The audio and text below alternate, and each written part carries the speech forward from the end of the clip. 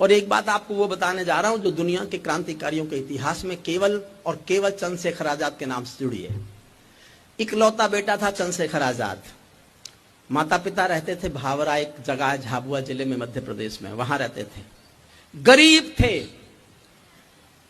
चंद्रशेखर आजाद की party bank ये खजाने लूटती थी सरकारी, आजादी की लड़ाई के लिए हथियार खरीदने के लिए।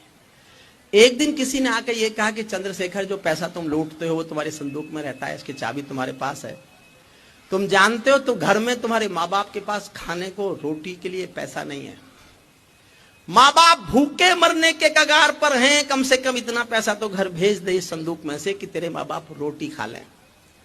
तो चंद्रशेखर आजाद, एक पल को उनकी आंखें लाल हुई और लाल आंखों से बोले कि माँ बाप क्या सिर्फ मेरे हैं और क्रांतिकारियों के नहीं है?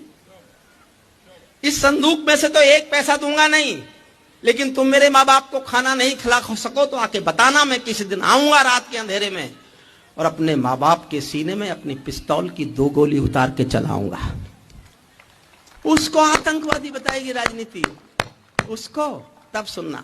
शेखर महायज्ञ का नायक गौरव भारत भूखा है, जिसका भारत की जनता से रिश्ता आज लहू का है, जिसके कारण त्याग अलौकिक माता के आंगन में था, इकलौता बेटा होकर भी आजादी के रन में था, जिसको खूनी मेहंदी से भी देह रचाना आता था, आजादी का योद्धा केवल चले चबे ना खाता था। अब तो नेता पर्वत सड़कें शहरों को खा जाते हैं और पुलों के शिलान्यास में नहरों को खा जाते हैं। अब तो नेता पर्वत सड़कें शहरों को खा जाते हैं और पुलों के शिलान्यास में नहरों को खा जाते हैं। आजादी के कारण जो गोरों से बहुत लड़ी है जी, शेखर की पिस्तौल किसी तीरथ से बहुत बड़ी है जी।